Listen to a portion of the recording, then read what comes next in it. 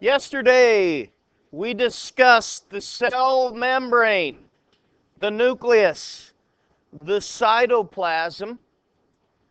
Today, our objective is going to be similar. We're going to know what kind of cells. We're going to know the structure, the function, and what would happen if we did not have ribosomes, the Golgi, Chloroplast, Mitochondria. So once again, we're going to fill out the grid of our interactive notebook with these and then discuss them. Start off with the ribosomes. Now, as you can see, based on my diagram here, okay, with my 3 arrows, and right here, all prokaryotic and eukaryotic cells have ribosomes. So, does a plant cell have ribosomes? Yes. Does an animal cell have ribosomes? Yes. Does bacteria have ribosomes? Yes. All right. So, all prokaryotes and eukaryotes have ribosomes. Now, is a ribosome a membrane-bound organelle?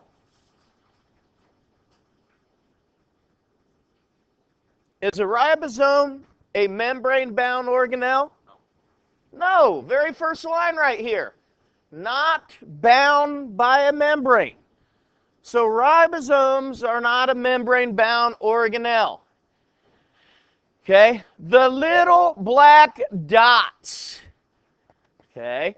The little black dots on our pictures were the ribosomes. Each cell literally has thousands of ribosomes. They are found both free-floating throughout the cell. If you look at this one, these are free-floating little black dots, okay? But they're also found on the endoplasmic reticulums. Go ahead and take out your color diagram that I handed back to you yesterday. Okay? I want to look at the endoplasmic reticulum, which you should have colored blue.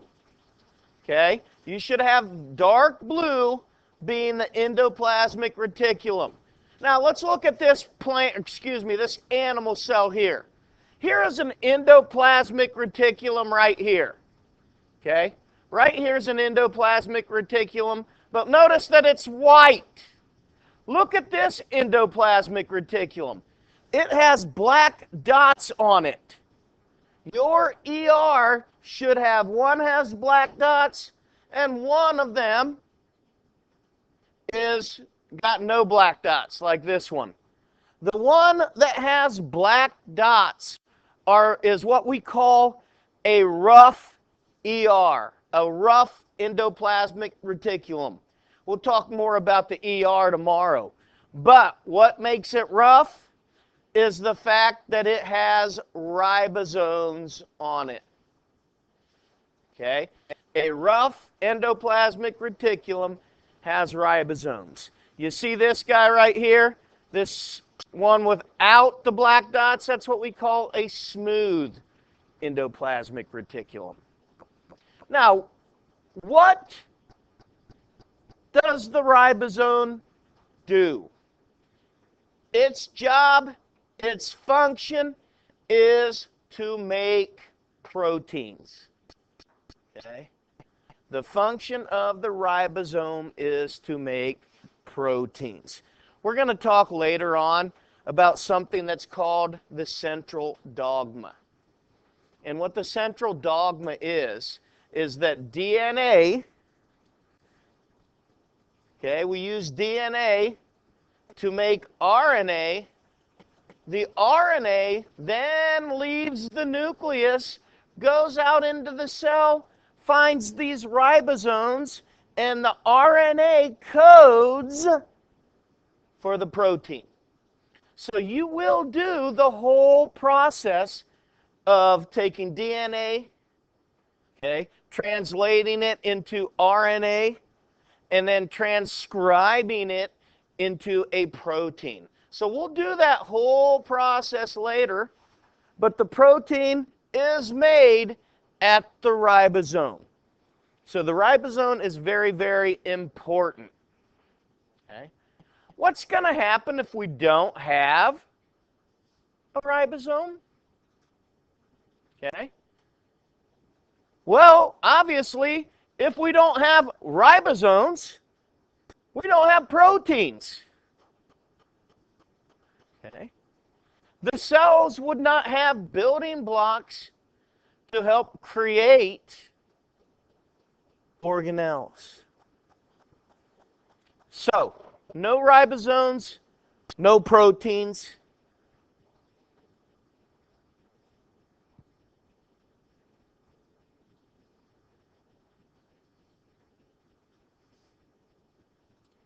The mitochondria.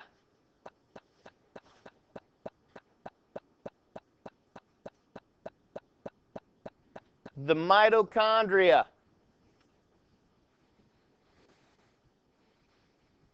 Now, one thing to be aware of, the very first thing up there, okay? Pro means no. Mitochondria is a membrane-bound organelle. So the mitochondria is only in eukaryotic cells. Pro means no. Pro means no nucleus. Pro means no membrane-bound organelles. U means true. U means true nucleus. U means we have membrane-bound organelles. Okay. The structure of the mitochondria is rod-shaped and it's found throughout the cell. We colored the mitochondria red. So look at your plant and animal cells. You should see a red mitochondria. There's probably, I think there's a few of them in each cell. Okay? The mitochondria functions to be the powerhouse of the cell. What happens is, in a process called cellular respiration, the mitochondria takes sugars and converts that sugar into energy. You're going to learn a lot about that process later on, okay, in the next probably month. Cellular respiration, the conversion of glucose, which is a sugar, into ATP, adenosine triphosphate, which is the energy that our body uses. Okay? The energy our body uses. So, what do you think? What if we didn't have a mitochondria? Isabel? We wouldn't have any energy. Okay? Our muscles take energy to move our bodies, right? So we didn't have we don't have a mitochondria. Okay? We would not have energy and we could not perform any of our functions.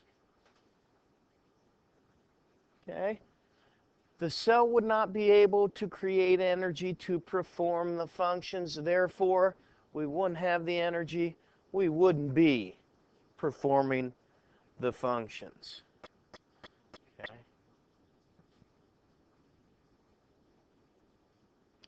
Chloroplast. Chloroplast.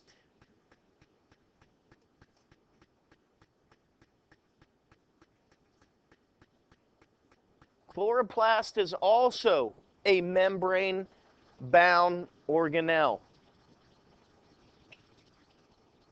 However, the chloroplast is not in all eukaryotic cells.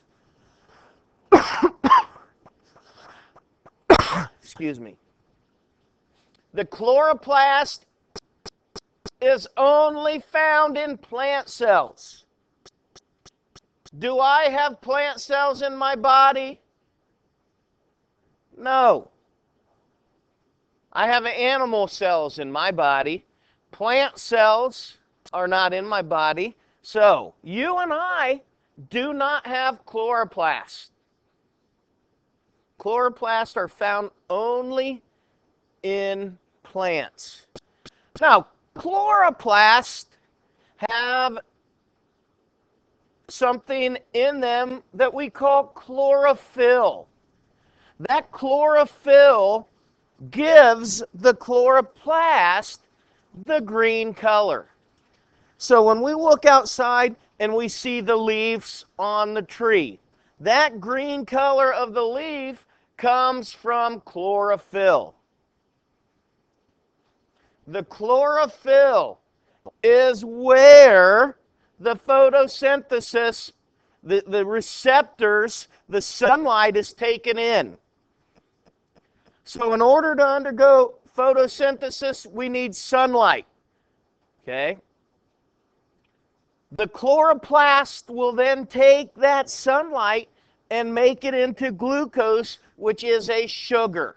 So those leaves out on the tree we see looking out our windows, those are undergoing photosynthesis. They are making sugars. Okay? They are making sugars. Now, what would happen if there wouldn't be any chloroplast in those plant cells? What do you think? No chloroplast means no what? Huh? No photosynthesis. Good.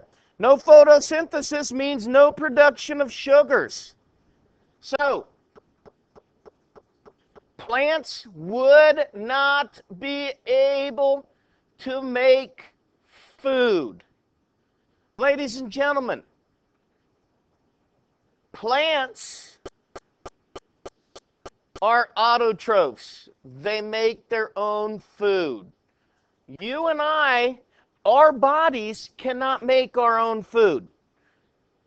We have to rely on these plants to get those sugars.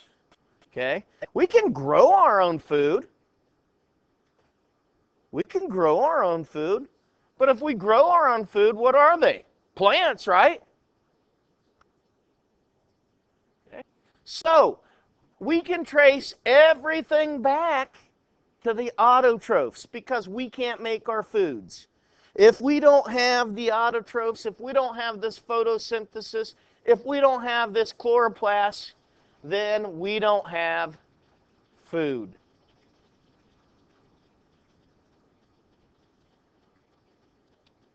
The Golgi. Okay? Folks, I've heard this called many different things. Golgi bodies. The Golgi apparatus, as you can see up there. The Golgi complex. So, when I refer to it, I just call it the Golgi. Right? Now, the Golgi is located in all eukaryotic cells. In our cell diagram, we colored the Golgi yellow. The Golgi is made of 5 to 8 different sacs, and its function is to process and package proteins and lipids. The Golgi moves the material within the cell, and it also moves it out of the cell in small little sac-like vesicles. So, you can see the little truck there.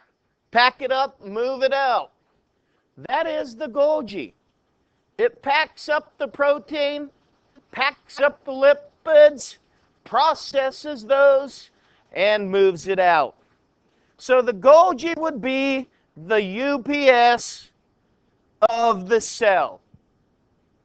It's packaging out and it's delivering it to other places. So what if we wouldn't have the Golgi? We would not be able to transport materials efficiently. We wouldn't be able to be transporting the different materials. So that Golgi is very important when we talk about transporting the materials within the cell. Now, you should have your entire grid filled, correct? Now, what we are going to do is we're going to do the same thing that we did yesterday, okay? We're going to do the same thing we did